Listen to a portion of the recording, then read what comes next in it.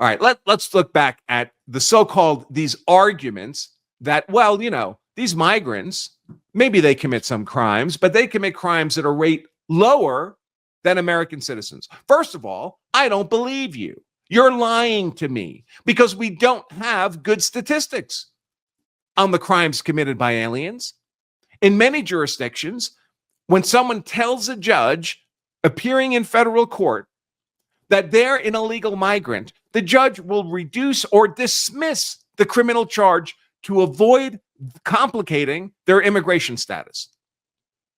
In Colorado, they just passed a law that allows illegal migrants who've previously pled guilty to crimes to get those guilty pleas removed from their criminal records if it would cause complications with their immigration status. They're cleansing, the Colorado legislature is cleansing the criminal records of illegal migrants of serious crimes to protect them from the lawful consequences of their illegal status in Colorado. You think they do that for American citizens? That's how desperate these progressive woke DEI mind virus monsters are to import and keep the millions, tens of millions of illegal migrants currently in America, no matter what crimes they're engaged in.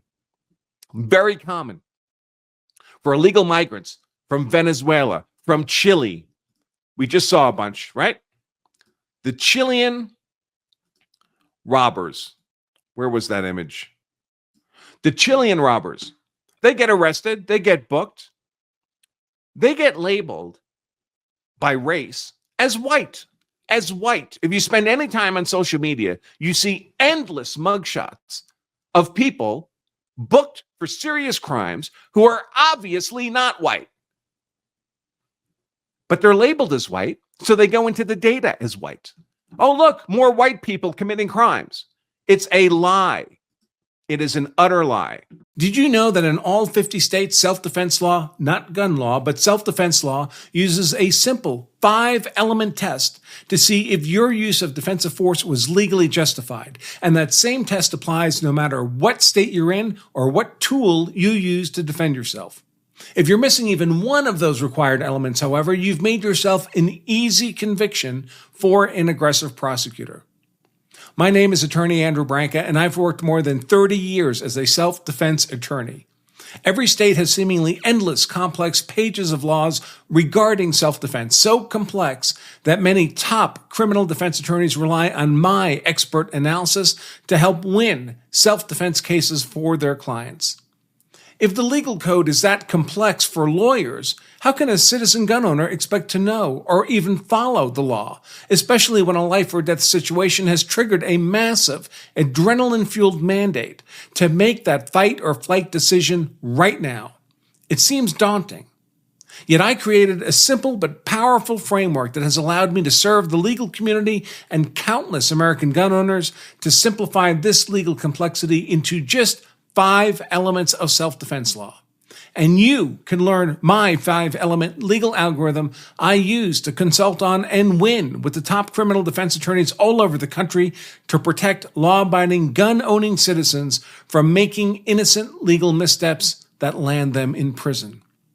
Now, with a simple read or listen, you can install my 5-point legal framework so it acts as a sort of muscle memory defense to protect you from losing your rights when you choose to defend innocent human life. Click below to get the latest edition of my book, The Law of Self-Defense Principles, for free. I ask only that you help cover the shipping and handling cost to get the book to you. So either they're not charged, the charges are dismissed, their records are cleansed, or they are mischaracterized. They're not labeled as illegal migrants in the booking. They're not even labeled correctly by nationality or race. It's just more white people committing crimes. Who'd have thunk it? Is the country sick and tired of being lied to? They tell us there's no inflation, there's no crime wave. They say there's no evidence Biden's corrupt. They're sick of it, and they're just going to start yelling at politicians. It's the only way you can get their attention.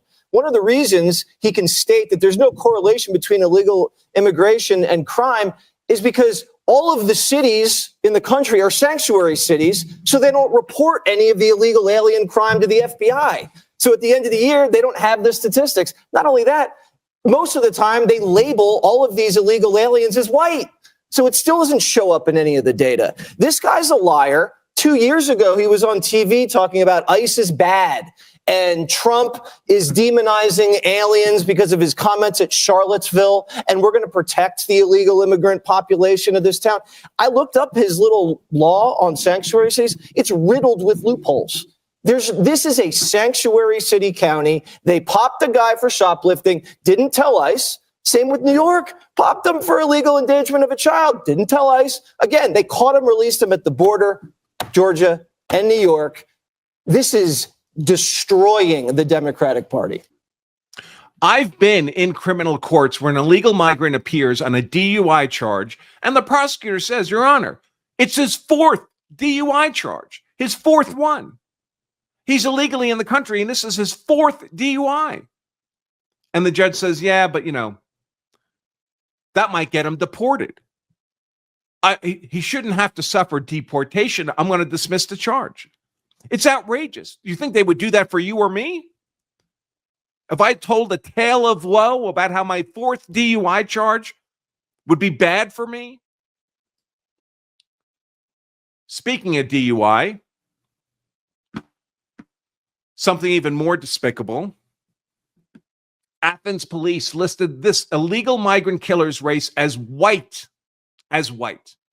You only do that if you're trying to blame crime on whites and deceive who the real criminals are in crime statistics. Shock report, a Clark County Athens Police Department listed illegal migrant Jose Antonio Ibarra as a white male. He killed someone driving drunk. A killer. More on this. Actually, Baltimore has switched their sanctuary policy.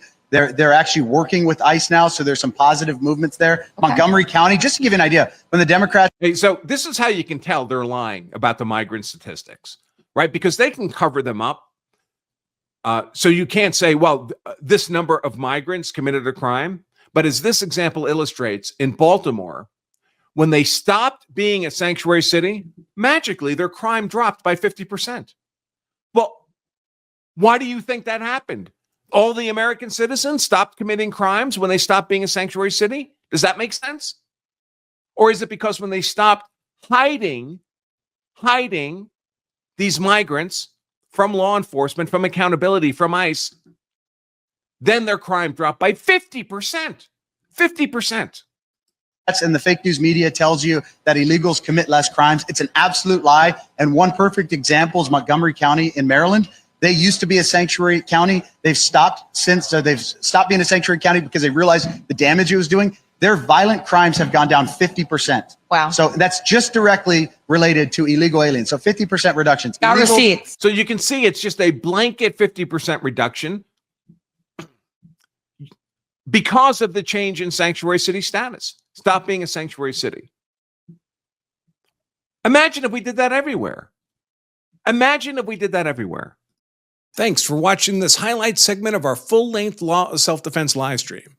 If you enjoyed this content, make sure to give us a like and subscribe for more expert analysis on politics, law, and how to be hard to convict. And to watch the full-length episode of this show, just click right here. Stay safe.